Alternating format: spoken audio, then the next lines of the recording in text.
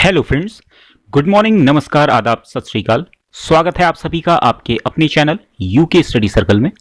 Friends, आज है 27 अक्टूबर और आज के इस वीडियो में हम कवर करेंगे उत्तराखंड के साथ साथ देश दुनिया की महत्वपूर्ण खबरों से संबंधित टॉप 10 करंट अफेयर्स के क्वेश्चंस, जो कि आने वाले एग्जाम्स के पॉइंट ऑफ व्यू से बहुत इंपॉर्टेंट होंगे।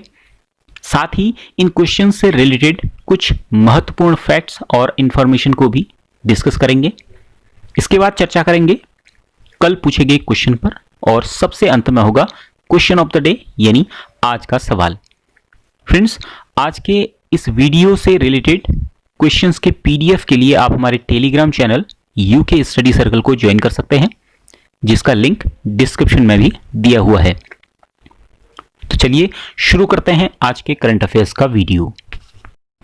आज का पहला क्वेश्चन है, भारत में सिक्योर हिमालय परियोजना निम्न में से किसके सहयोग से चलाई जा रही है? इसके ऑप्शंस हैं ए यूनेस्को, बी यूएनईपी, सी यूएनडीपी या डी डब्ल्यूटीओ। और इस क्वेश्चन का सही आंसर है ऑप्शन सी यूएनडीपी, यानी यूनाइटेड नेशंस डेवलपमेंट प्रोग्राम द्वारा भारत में सिक्योर हिमालय परियोजना चलाई जा रही है। फ्रेंड्स, यूएनडीपी के सहयोग से यह 6 वर्षीय योजना शुरू की गई थी। इसकी शुरुआत 2 अक्टूबर 2017 को हुई और यह योजना 2017 से 2023 तक चलाई जाएगी। इसे 4 हिमालयी राज्यों उत्तराखंड, हिमाचल प्रदेश, जम्मू कश्मीर और सिक्किम में संचालित किया जा रहा है। उत्तराखंड में यह उत्तरकाशी के गंगोत्री राष्ट्रीय उद्यान, गोविंद वन्यजीव विहार से पिथौरागढ़ के अस्कोट अभ्यारण्य तक के हिमालयी क्षेत्र में चलाई जा रही है। वन एवं वन्य जीवों के संरक्षण के साथ ही आजीविका विकास भी इस परियोजना का हिस्सा है। फ्रेंड्स, उत्तराखंड वन विभाग वन्य जीवों के अवैध शिकार की रोकथाम के लिए सेना की भी मदद ले रहा है। बढ़ते हैं आज के दूसरे क्वेश्चन की तरफ। उत्तराखंड के 4 धामों के कपाट कब बंद किए जाते हैं? इसके ऑप्शंस हैं ए जनवरी, बी अप्रैल, सी जून या डी नवंबर। और इस क्वेश्चन का सही आंसर है ऑप्शन डी नवंबर। शीतकाल में बर्फ पड़ने के कारण चारों धामों के कपाट बंद कर दिए जाते हैं और इस वर्ष कपाट बंद करने की तिथियां तय कर दी गई हैं। फ्रेंड्स, प्रतिवर्ष कपाट खोलने और बंद करने के लिए मुहूर्त निकाला जाता है और इसके अनुसार तिथियां तय की जाती हैं। इस वर्ष यमुनोत्री और केदारनाथ धाम के कपाट भाई दूज पर 16 नवंबर को, गंगोत्री धाम के कपाट अन्नकूट पर्व पर 15 नवंबर को और बद्रीनाथ धाम के कपाट 19 नवंबर को बंद होंगे। शीतकाल के दौरान इन धामों के जो प्रवास स्थल होंगे, गंगोत्री मार्कंडेय मंदिर मुखबा गांव में, यमुनोत्री का सोमेश्वर देवालय खरसाली गांव में, केदारनाथ भगवान का ओंकारेश्वर मंदिर ऊखीमठ में और भगवान बद्रीनाथ का जो शीतकालीन प्रवास स्थल है वह है नृसिंह मंदिर जोशीमठ में। आज का अगला सवाल है, उत्तराखंड में एशियाई हाथियों के लिए सर्वाधिक प्रसिद्ध स्थल कौन सा है? इसके ऑप्शंस हैं A Corbett National Park, B Rajaji national Park, C Askot अभ्यारण्य या डी गंगोत्री नेशनल पार्क। और इस क्वेश्चन का सही आंसर है option B Rajaji national park. Uttarakhand में एशियाई हाथियों के लिए सर्वाधिक प्रसिद्ध स्थल है। उत्तराखंड के भौगोलिक क्षेत्र में शिवालिक श्रेणी में अवस्थित राजाजी राष्ट्रीय उद्यान उत्तराखंड में हरिद्वार, देहरादून और पौड़ी जिलों के क्षेत्रों में विस्तृत है। 1983 में चीला वन्यजीव विहार, मोतीचूर वन्यजीव विहार और राजाजी वन्यजीव विहार को मिलाकर राजाजी राष्ट्रीय उद्यान बनाया गया था।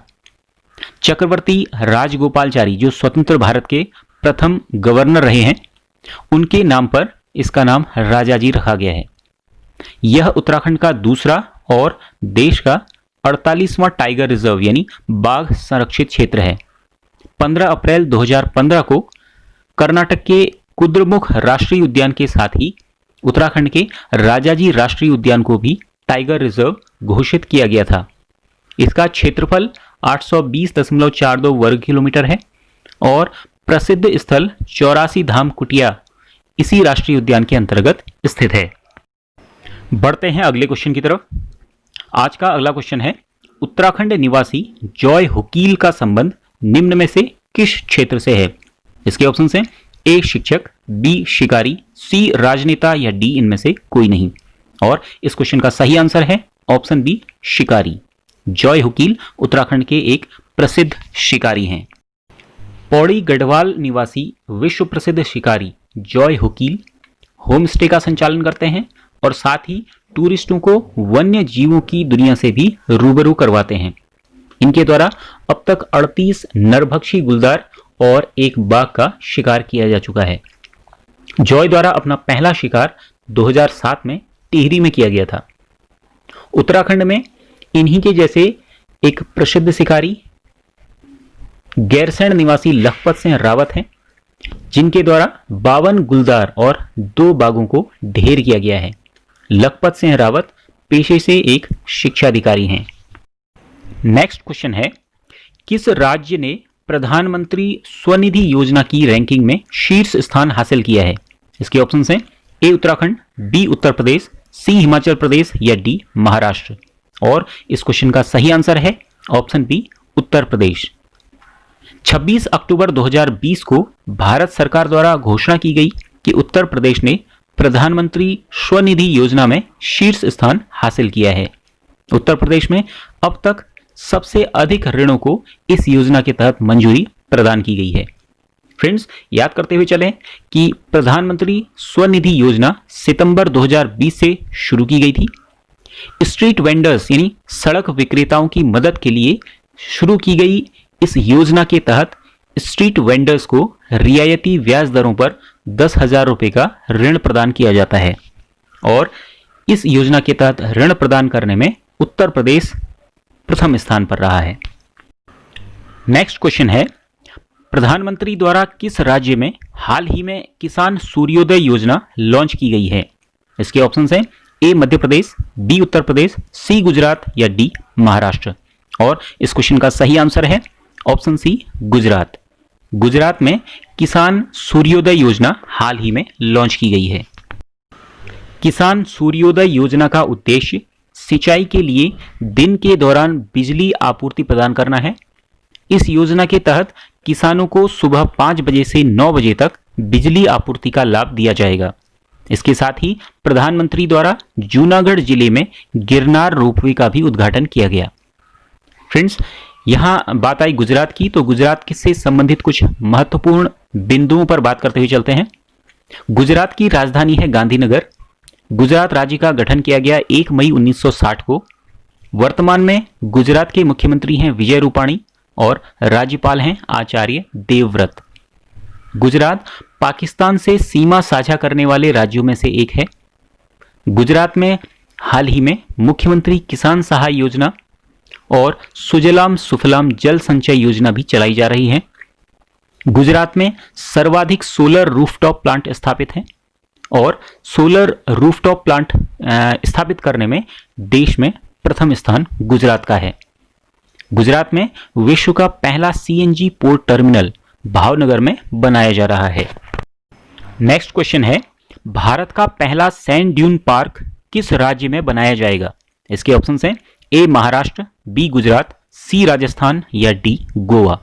और इस क्वेश्चन का सही आंसर है option D Goa. Sand dune park, Bharat का पहला सैंड ड्यून पार्क गोवा में बनाया जाना प्रस्तावित है। सैंड ड्यून पार्क प्रोजेक्ट में सैंड ड्यून इकोसिस्टम के महत्व पर स्थानीय लोगों और पर्यटकों को शिक्षित करने के लिए इंटरप्रिटेशन सेंटर स्थापित किए जाएंगे। पार्क में सैंड ड्यून वेजिटेशन के नुकसान को कम करने के लिए प्रकृति की अनुकूल सामग्री से पुल भी बनाए जाएंगे। विश्व बैंक ने इस कार्यक्रम के तहत लगभग 3 करोड़ रुपए की राशि मंजूर की है। गोवा राज्य विविधता बोर्ड, जैव विविधता बोर्ड ने इस परियोजना का प्रस्ताव विश्व बैंक को दिया था, जिसे विश्व बैंक द्वारा वित्तीय सहायता के साथ लागू किया जाएगा।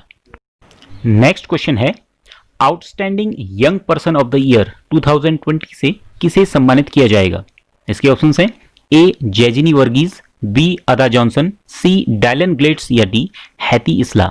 और इस क्वेश्चन का सही आंसर है option A Jejini Varghese, outstanding young person of the year 2020। कौन है? जैजनी वर्गीज, याद रखेंगे।